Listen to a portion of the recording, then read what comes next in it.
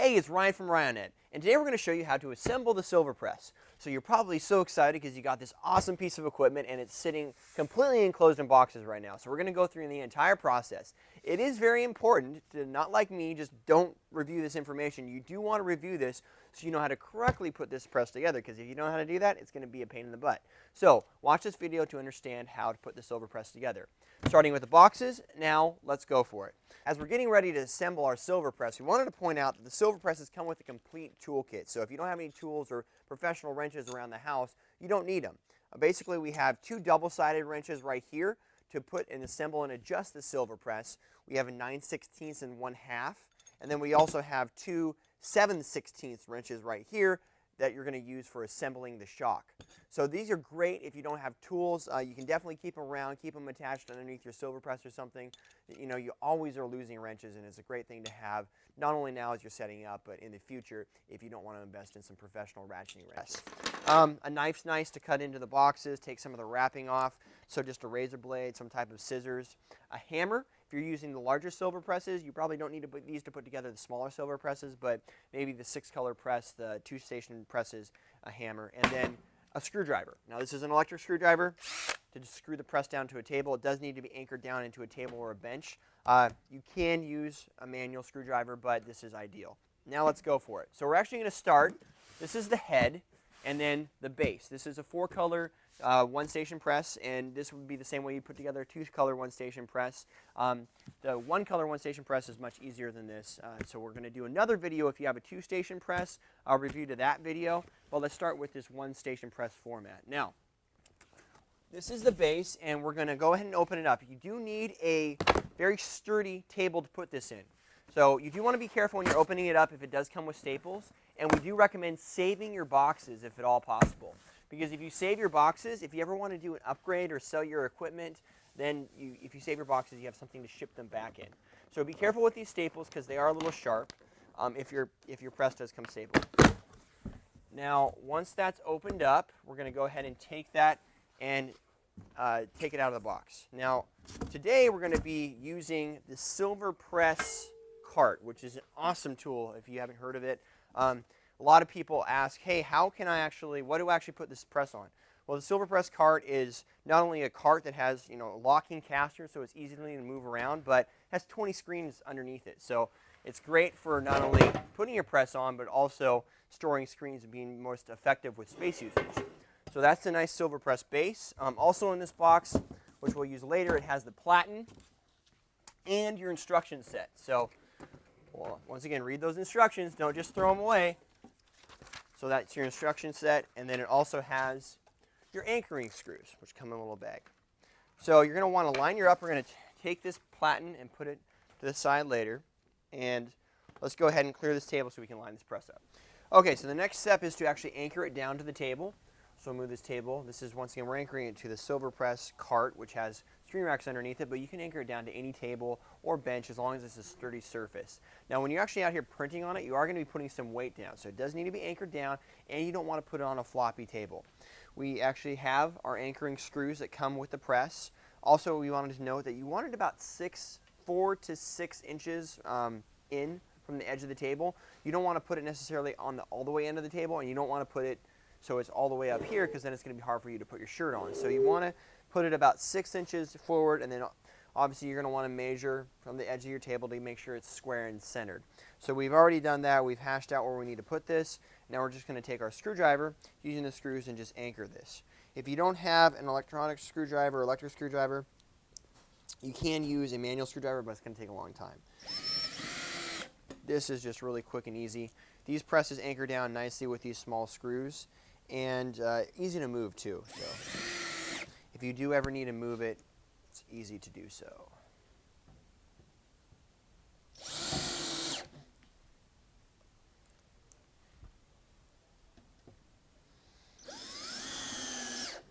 Now that's anchored down sturdy, very, very sturdy, and we're ready to go to the next step.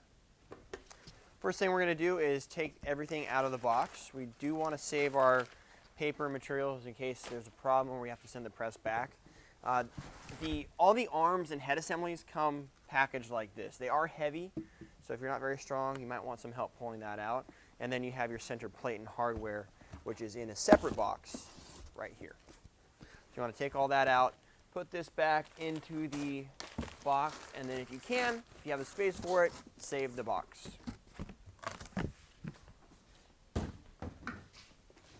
All right, next we're going to take a knife and just disassemble the rest of this head. They're packaged nicely for shipping. All the hardware is on it, so it's ready to go. But you just want to take all the tape and stretch wrap off of the items right here. Now that we have everything unpacked and everything untaped and stretch wrapped, we want to review the parts that you should have. You have your color arms, which is a clamp head assembly, and the arm, along with the hardware attached to that arm to attach it to your rotary plate, which is right here. There is a top and bottom to this plate, so notice it should have a sticker that says top. You don't want to put it on upside down. Each color arm has a gas shock stabler in it that should be shrink wrapped or taped into it. This is the first step of the process, but you should have, each color arm will have a gas shock attached to it, the stabilizer arm detached, and then your plate. So now let's go back to our silver press cart and actually assemble. The next step is to take the center hub, which is the hub and plate right here, and place it on the post of the silver press base. Before we place it, we do want to make sure that the top is facing up, and you can double check that by looking at that. These two holes, which later you'll attach the stabilizing arm to, should be on the left-hand side. If they're on the right-hand side, then it's upside down. So you want to make sure that it is top and these two holes are onto the left-hand side. Now you want to take this and look down into it. It's very, very light. You should be able to do this by yourself. Look down into it, and this should slide straight on. If for some reason these bearings aren't aligned, this sometimes happens during shipping because UPS beats the boxes up sometimes. And if these two bearings aren't aligned, if you can't see straight through them, or you see them out of alignment, that won't slide straight on. If that doesn't slide straight on, what you're going to want to do is you don't want to force it down. You want to take a hammer and just pound it down like that. That's going to hurt it. You're going to want to take a hammer, take it back off, and then realign the bearing. So we're just going to take this and slightly tap it with a hammer and realign it so it goes straight in. You should be able to see straight through those two guys. And then vertically place that on. It should slide on simply like that. And then once it's slid on, it spins nicely. In the box with the rotating center plate, we have a 3mm hex key. This is a supplied item and should come in the box with your rotating center plate. You're actually going to use this hex key to tighten down the bearings to the center post of the silver press. That will enable the bearings to stay in place while the outside spins around it. And once you're tightening those down, you do want to hang on to this. So one easy way to hang on to it is just take some tape and maybe tape it underneath here so you never lose it. And that way, if you ever need to take this apart, you have it handy dandy right in front of you. Okay, so now we're going to move to actually attaching the posts to this and then the color arms. To attach the color arms shock post, what you're going to want to do is you want to take it, hold it with your thumb like so the bolts don't fall out of it. Take the nuts off, and then all you need to do is just simply slide them into position and then hand tighten the bottom nut. So that way you can actually get them all on. You're going to want to go ahead and get out your 7/16 wrenches and or crescent wrench for this. So we're going to go ahead and put these all on, and then we'll attach them. Next, we'll take our 7/16 wrenches and or a crescent wrench, and we're going to go ahead and tighten these down. Now, if you do have a socket set, using a 7/16 ratcheting socket is really easy as well. But we're just using the ratcheting wrench right here to tighten the two stabilizing arms down. Once again, a socket does work very, very good for this because it just gives you real quick, easy access to it. Using a wrench is fine too. It just takes a little bit longer. Now, when you're tightening them down, you do want to make sure they're center and square, so you're not tightening them crooked because they do have some room for movement. So here's showing using a 7/16 ratcheting socket wrench with an extension on it, and obviously you can see this is really quick and easy. You want to make sure they're square on there, and they're both, you tighten them down, relatively snug. You don't want to like kill yourself tightening them down, but you don't want to just tighten them hand tight, go an extra quarter turn or so. And once they're on, you're going to do the same thing with the other three. Once all your stabilizing arms are in place, we're going to go ahead and take the color arm and attach that. Now your hardware should be attached to the color arm. Take the hardware off. It has two locking and just a standard washer on it, so two washers. And you're going to be using a 1/2-inch wrench for this process. So take that off, and then you'll set the color arm on top of the press, just holding it with one hand like I am now. And then put both washers underneath the press and then attach the bolt from underneath the press. So just take this, put it in place. If you do need help, you can ask for help. And you want to do one at a time. And then you want to make sure that you're not tightening it. You're just getting it started. So you're just getting it started like that. Now, doing one at a time is important. Also, it's a little tricky to do it with one person, so you might want to ask for some help on this. Okay, once those are started, go ahead and then tighten them down the rest of the way. So you're going to want to bring this down so it can nest here, and then tighten it down the rest of the way using your 1/2-inch ratcheting wrench or wrench if you have one. And this goes down pretty easily, so you can actually do most of it by hand and then tighten the other one down before you go to do your final tightening up. Before you tighten up the rest of the way, you're going to take your 7/16 wrench, and that fits perfectly onto the post right there. And then you're just going to finish tightening that. And that'll keep them straight while you're tightening it the rest of the way. So then tighten it all the way down. Not killing it once again, but getting it nice and snug. Do the same thing to the opposite side. Before we put the rest of it on, we're going to go ahead and put the gas shock and attach it to the ball stud on the stabilizing arm. Just align it and then put some pressure on it, slides right in, and now that one's ready to go. It's out of the way, so we can go ahead and put the other ones on. Now, just troubleshooting some stuff. Once you have everything put together, it should rotate very smoothly. If you do not have these tightened down all the way, your stabilizing arms, if you put the press down, that will flex because you do have to put a lot of pressure on the arm to release that gas shock. So, for instance, right here, that's not down all the way. It actually moves and prevents the arm from going down all the way, like right there. So you do want to make sure that when that's in the up position, if you do see that, you take your wrenches and you tighten these down so they're very snug on the press. And that will prevent that from happening 100%. Okay, so if you need to take your gas shocks off your silver press, if they wear out, which they will wear out over time, they don't last forever. They last a very, very long time, but not forever. You want to take a small screwdriver and release the spring that's here. And if you release that, it allows it to just pop off. That'll allow you to, basically remove the press if needed. It'll allow you to take and replace the shocks if needed. So that's how to do that. Once that spring on there again, it'll just pop right on back in. So it's very easy to take on and off with a small tool like this. Next thing to go through is, it takes a lot of pressure to move these color arms and these heads down because these shocks are very strong. That means they'll last a long time, so that's good for you. However, if you can't move it down, your press isn't broken. That just means you don't have enough strength, so you're kind of weak. No, I'm just kidding. All you need to do is put a screen in this and you'll be able to move it down immediately. But just by pushing some pressure, you should be able to move that down. But it does take some brute force to get that going. The next step is to take your pallet and place it on the press. So you have two knobs on the pallet. You have a side knob right there on the bottom and a top knob or bottom knob, depending on which way you're looking at it. And those should be both released. When you're putting your pallet on, it's nice to have one of your heads down. Now also, if you do have to put some pressure on that, remember to get it down all the way. And you're going to want to tighten the side knob first and then the bottom knob.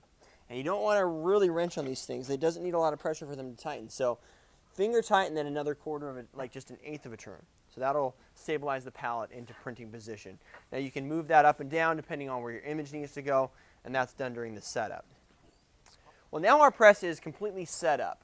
So we'll go to actual print setup of the press and registration of that in the process now. Now, there are some additional tools that you need once your press is physically set up to take it to the screen print level. One is pallet tape. This is not absolutely necessary, but it is very, very handy. We'll show you how to apply that. Next is a T-square. Once again, not absolutely necessary, but is handy. You do need to have some type of marking tools, make it very, very handy. A knife is also very, very handy. And then absolutely necessary is a 9/16 wrench. And if it's a ratcheting wrench, it does make it a little bit easier. So what we're actually going to do is we're going to prep this and align a screen and set the off contact of the screen. Now, we will go ahead and put the pallet tape on first. We do recommend using pallet tape because it not only protects your platens or pallets, but it allows you to draw on them. So to put pallet tape on, this is it's 100 yards of pallet tape. That's 300 feet, so it goes a very, very long ways. It's very, very affordable. It costs, it's pennies a foot. So you're talking about 16-inch, 18-inch. Right now we're using 18-inch, and there's also 24-inch available. So we attach it to the base of the platen first, then we bring it out, and we use a very sharp knife to cut it at the top. Then we're going to actually take the roll, the leftover part there, make sure everything's smooth, and then we squeegee it on. You should get a very, very nice soft surface. If there's any wrinkles in it, you can release it up and then squeegee it back, and once it's completely nice and soft, we can now take this and cut around it. There are some different ways you can put pallet tape on, but my preference is to make sure you're doing it to a clean pallet, and then you're cutting around it so that you have a nice edge and there's no, give or lap to actually pull up during the printing process. Once our pallet paper is on, we're going to take our T-square. We're going to align it to the center of the press, which is easy to find because it has a center line directly down the center of the press. So take and align it to the center of the press, and then we'll draw a center line down the pallet. Center lines are important during your printing process, especially if your screens have center lines in the artwork, which makes it very, very easy to align the screen. So now we have our press all centered up and ready to go. Next, we're going to take a screen, and we preferably use an aluminum screen because they're flatter. If you did get a kit with wood screens, you'll have wood screens, but they should be new, so they should be flat still. Then we'll put it in place and then kind of clamp it down. Then we're going to drop this into place, and we'll go through the registration process. Once again, you're going to need a 9/16 wrench for this. So now, because this is all centered up, I can literally just look through and align the two center marks on the screen, which are below me, directly to the pallet, and boom, that screen's already centered up. Now, it's my preference to take this pallet, and when the screen comes down, the top of the pallet, where the neckline is, should touch the frame. So this pallet's just a little bit too far in, so we're just going to loosen it up slightly here, and then move it slightly out. Out just needs to go literally 1/4 of an inch. So that way I can use an off-contact tab later. Okay, once your screen is in place, we want to make sure that the nylon bolts are snug against the color arm, because if they're not snug, that's going to move back and forth, and that's not going to mean that you're going to be able to register.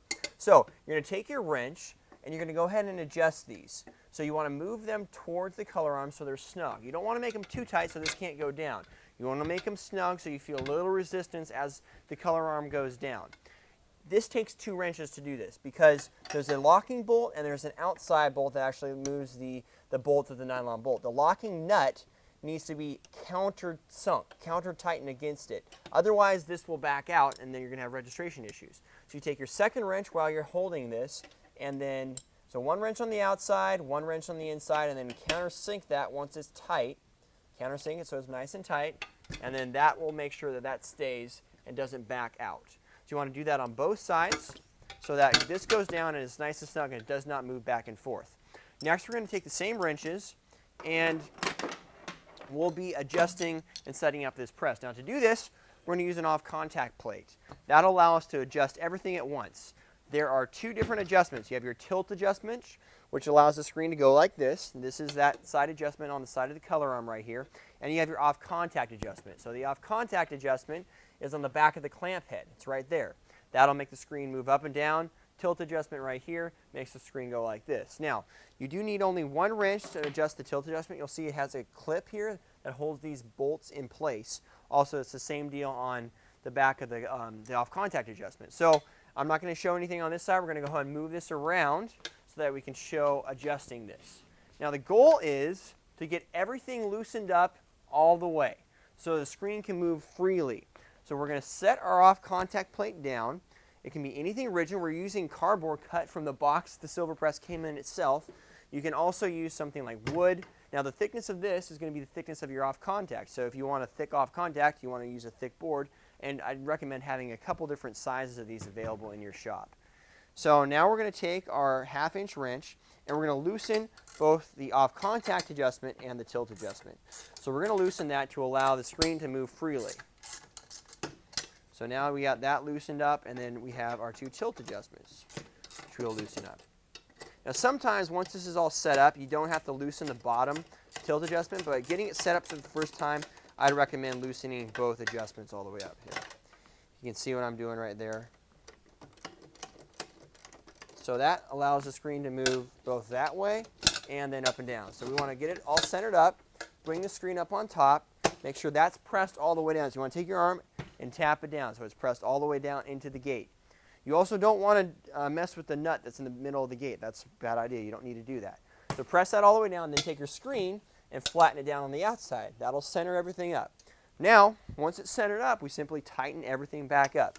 I'd recommend starting with your tilt adjustment and then your bottom tilt first off. Make sure that you're holding this down. And a lot of times you don't have to move this part, so as you notice, like, I don't have a lot of leeway room there. You want to tighten this really snug, and then the top one is the one that you might move from the future out if you do need to adjust the tilt. So tighten that down nice and snug, and then hold this part down now and tighten the off contact tabs, the off contact adjustment on both sides there. And now we'll raise the screen up, and then everything should be set perfectly. So we'll lower it back down. Go ahead and take a look at it. If everything works as it should, you'll have even spacing between your pallet and your screen. So that's perfect right there. That's set up perfectly. All right, the final step is to take an off contact tab, which is essentially an off contact washer, and just tape it to the top of the frame so that this prevents the frame from flexing down during the printing process. So we have our off contact set, we have our off contact tab, we have the press all the way set up. Once this press is set up, you shouldn't have to change it unless you're changing your screen parameters, going to a larger screen.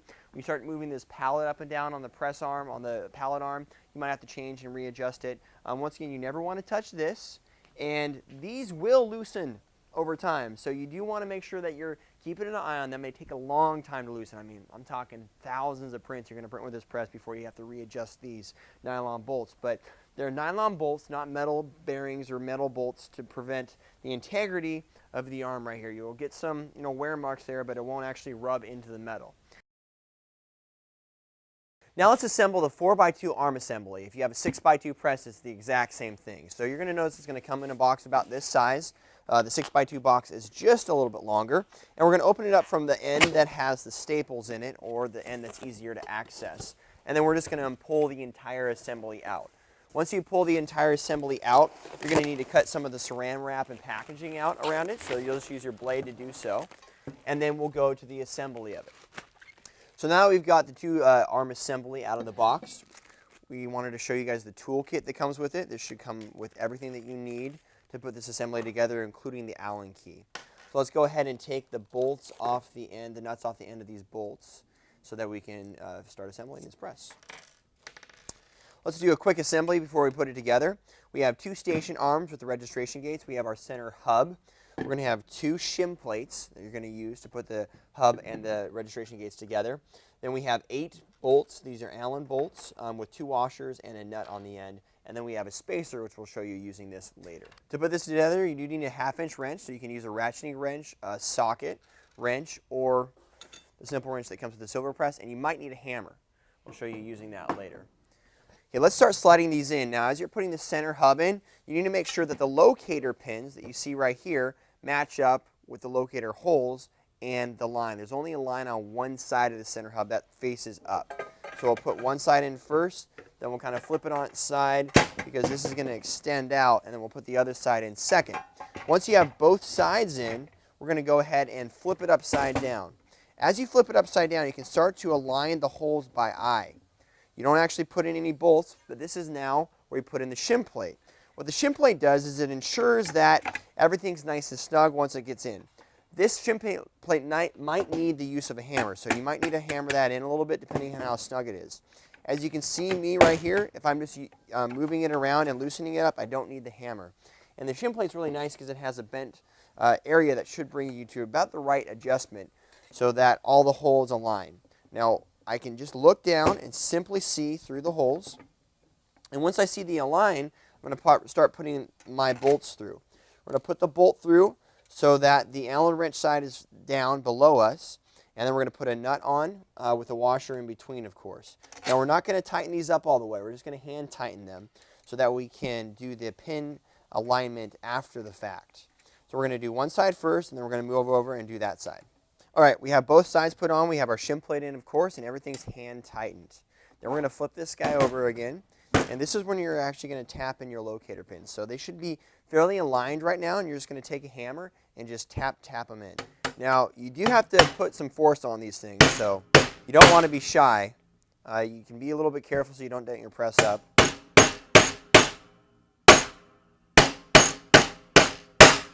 And that gets everything and ensures that it's perfectly aligned. Now, the last step is very simple. We're just going to take our Allen screw and our 1/2-inch wrench and tighten these guys up.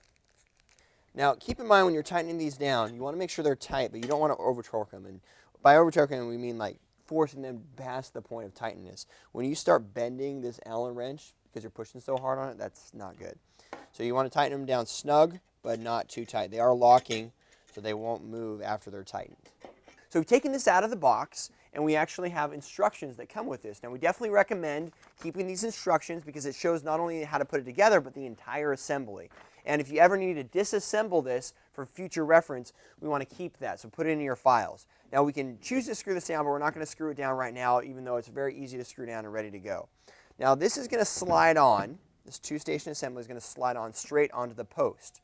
Now, it is a very snug fit, and if you do need to lube this up either now or in the future, you can use something like Tri-Flow or WD-40. Just spray a little bit of it on there, and that will lube the post up. It is a very nice fitting bushing, brass bushing that we have here, and will last for a very long time. So depending on how strong you are, I can do it by myself, but if you need some help, it's definitely okay to ask help. It should slide right down like that. Now, this is when the actual spacer comes on. That's going to slide right over it. And this goes between your head assembly and the base, and that is also a very snug fit. So that's ready to go, and that pretty much shows you how to set up the silver press. As far as maintenance goes, on this press, you do want to make sure it's cleaned. You can clean it easily with like a screen wash, and some of the Ryo wipes clean the press up very, very nicely, keep it nice and shiny. There's a grease spot right here on the center bearing. You probably aren't going to need to grease these much at all, but if you need to grease it, you can attach a nipple right there and put some grease into the center bearing. So that pretty much goes over the setup of the silver press. This thing is an awesome press. I mean, look how fast and easy that guy moves. I mean, it's a very, very nice press for such a great price. So if you have any other questions, you can download any of the manuals. If for some reason you lost the manual, you can go to our knowledge base and download all the information and see other videos on how to do other things with the silver press and all of our other screen printing presses here available at Ryonet. Well, thanks a lot for watching, and we hope you enjoy your new equipment.